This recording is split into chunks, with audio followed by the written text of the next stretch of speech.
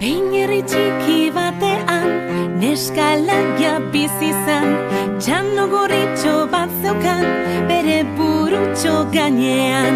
Bi amatxo zituen, abentura zalea zen, bi urritxoa ere, etxea laguntzen zuen.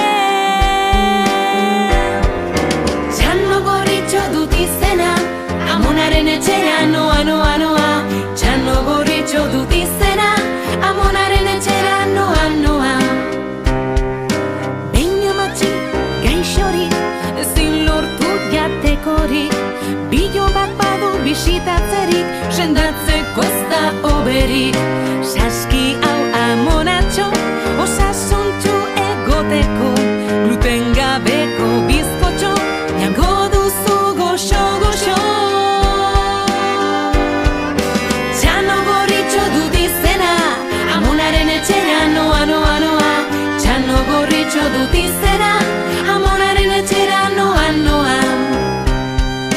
Basoaren beste aldean, antzen amonaren etxea, abesten da bat batean, otsoa agertu zen solasean.